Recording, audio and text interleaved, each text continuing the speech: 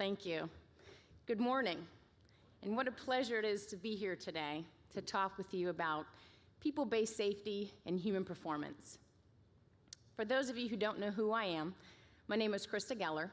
I'm the People-Based Safety and Human Performance Manager at ES&H located in Reston, Virginia.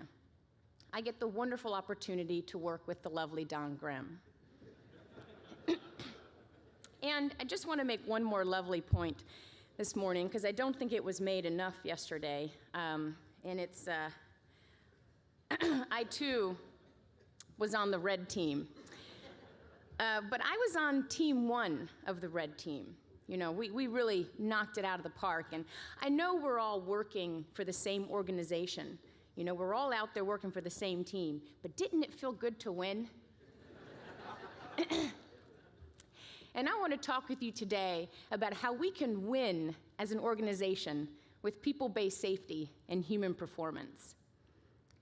People-based safety started in the mid-1990s.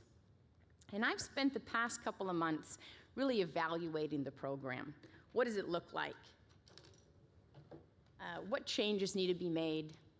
Oh, sorry, we're up. What changes need to be made? I want to revitalize the process. I want to bring it to 2013. I want to give it a fresh push. And I want to do this using human performance tools as an enhancer, though, just an enhancer to people-based safety. I want to add principles and practices and increase and improve that people-based safety toolbox. Now, unfortunately, Laszlo and I don't have a lot of time to talk with you today, and human performance is a vast subject. There's a lot about it. So we've given you some reading materials, including this nifty Human Performance Tools Handbook. Now, Laszlo and I will have a little bit of time to touch on some of the tools in here, but not a lot. And I want you to know we are available for further discussion. The other thing I want you to recognize is there's going to be a theme throughout my presentation, and it's called being proactive.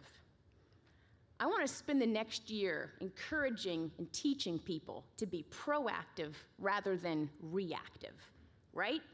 I want to maximize our performance. And that consists of optimizing the output of an individual. When I come to work, I don't just want to meet my expectations, I want to knock them out of the park. And you know, that's the attitude of most employees. But if we put them in smaller and smaller boxes, what we do is we increase the opportunity for error. So I want to talk about incorporating some human performance tools that's going to really optimize the output of an individual.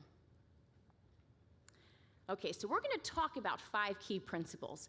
But when I'm done today, we're going to walk out with 3 main points. I have 3 main points I want you to take home with you. So don't let these 5 key principles throw you off. This is just to give you an idea of what human performance is about. Number 1, people are fallible. Even the best make mistakes. Did you know that we make about 5 to 10 every hour? Every hour. And if we're under stress, we make more. That leads us to the second principle. Error-likely situations are predictable and preventable. That means that most of us know what we're doing if we're mindful of our behavior. But how about this? Almost every morning when I go to work, I like to bring a cup of coffee. Now, when I'm loading my car, I need to put that cup of coffee on the roof of my car. If I get distracted or other things happen through the morning and I don't tell myself that cup of coffee is sitting on the top of my car, I'm going to forget, right? I'm going to get distracted. I'm going to drive off, and there goes my cup of coffee. Now, we can all relate to that, right? It's called a brain cramp. We all have brain cramps, and we need to stay mindful of our behavior to avoid those brain cramps. What's important to recognize is that today's cup of coffee could be tomorrow's grinder, could be a red tag on a scaffold, could be an incomplete barrier. So we need to stay mindful of what we're doing in order to monitor our behavior. That brings us to the third principle. Individual behavior is influenced by organizational processes and values. Now, we develop processes in order to direct behavior. Safety is a value here at Bechtel. It's important to have the right safety processes in place in order to direct, encourage, and reinforce behavior, right? Brings us to the fourth principle. People achieve high levels of performance based largely on the encouragement and reinforcement received from peers, leaders, and subordinates. Let's break this down. I've been up here for a couple of minutes. I don't know how I'm doing. I'm looking at you guys. I'm looking for the lovely Don Grimm. Trying to figure out, are we smiling? Are we enjoying it? So in order to cheer me on, to keep me going, keep this motivation and passion for the next half of my presentation, give me a thumbs up. Can I get a thumbs up? Oh, yeah. No, wait, hold your thumb up. Hold it up. Now I want you to take this thumb, and I want you to put it on your chin, just like this. Just like this. Okay, Bill, Gad, we may need to have some forthright conversations out there. We got some people with the thumb on their cheek. Now, I said chin, right? Yeah. Now, you know what that shows? The difference between verbal direction and observational learning. If we don't get the message the first time, what do? We watch observationally. Now, hold on to that point, okay? The last principle. Events can be avoided by understanding the reasons occur and applying lessons learned from past events. How can we learn from this thumbs up example? I made all of you mindful of the importance of our verbal behavior. Now, we learned a lot yesterday about how to communicate, and it's important to recognize what we're saying, because imagine if you give a guy a verbal direction and he doesn't understand it, he's going to go out into the field and he's going to watch others. And what if the behavior's not right? We're going to have a lot of guys doing the wrong thing, right? That can lead to the path of least resistance. So number one, I want you walking out of here with people are fallible. Even the best make mistakes. I want you to remember that. Number two, without the resistors and barriers, we follow the path of least resistance. So I've talked about observational behavior. Now, when I sat down at dinner last night and we got that nice crab soup, I wasn't sure what to use to eat it. But Jack Future was at my table. I just watched him and figured he probably knew what was going on. Observational learning. Observational learning. Now, look at the picture provided. Now, he's taken a path that's obviously worn. Is it the right path? No. There's a barrier there, not completely blocking that area, but he's got a designated path to follow. Will he get feedback? Maybe not. And if he doesn't get that feedback, he's going to continue down the path of least resistance, right? We need feedback. We need to be told whether or not we should adjust our current behavior, what we need to do to be more safe. That's what we need. If he doesn't get that feedback, he's going to continue to find the fastest way to complete the task rather than the safest. So number three, the third point that I want you walking out of here and remembering is the normalization of deviation, okay? Becomes the norm. If we don't get those resistors and we don't get those coaches, it becomes the norm. I'm going to talk to you about something that's really the norm out there right now, and it's driving while using your mobile device. Now, Bechtel has a great policy. Don't do it. But do we do it? Maybe. Now, when I'm out there on the road, I see a lot of people, and they're not necessarily Bechtel people. But take a moment and drive, and when you see people using their cell phone, do you ask yourself, are they even aware of what they're doing? Do they even know the dangers they're putting themselves and others at? Whether they're tweeting, doing a conference call, I see this a lot. We're already doing a very distracted behavior driving because our environment is constantly changing when we drive. And if we're using our cell phone, we're distracted. Well, I'll tell you why this happens. It becomes the norm. Normalization of deviation occurs when an action or trait becomes typical behavior. So let's see, I have a couple of things to do. I'm just sitting in traffic. What's the big deal? I'm going to get them done.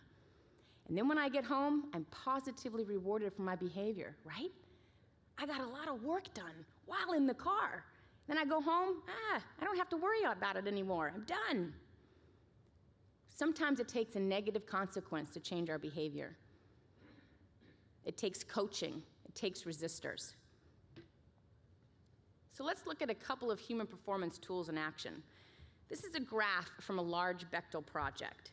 If you look, it clearly identifies areas for improvement, also known as AFIs.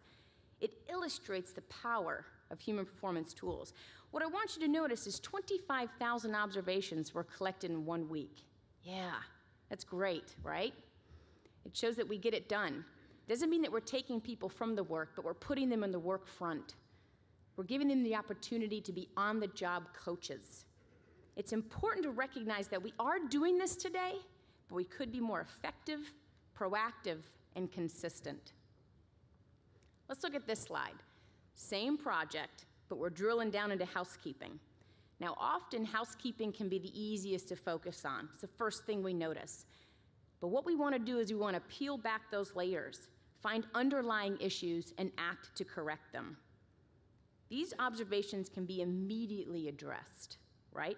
The graph illustrates the power and the impact of human performance tools, and it shows what can be detected, corrected, and avoided.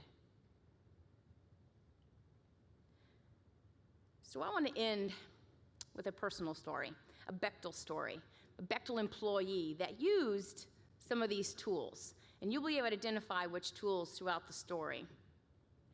Now, this is a man who works out of the back of his truck, and every time before he gets in his truck, he does a 360. Walks around, makes sure he doesn't have any leftover tools, and he's in good shape. One day, he was running a little bit behind. He had that brain cramp that I've told you about, right? A little hurry, little quick. Jumps into his car and is about to pull off. Remembers, I didn't do my 360. Tried to talk himself out of it for about a second. Then he held himself accountable. And he got out of the car and began the 360. What he was shocked to notice was his tailgate was down.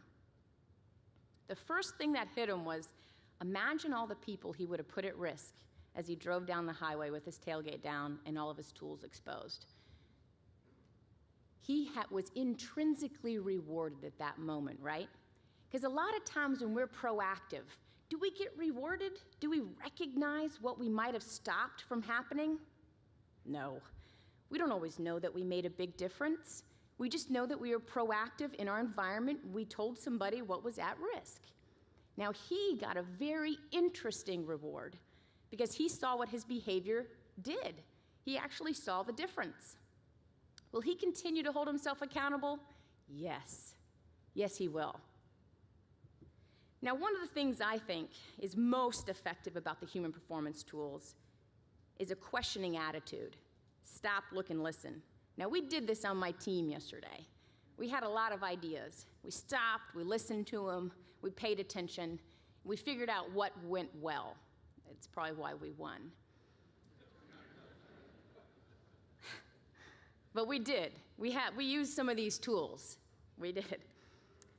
So as I continued down this people-based safety reinvigorating road, I ask for your feedback, ask for your opinions, ask for your help to guide me. Let me know that I'm on the right path, right?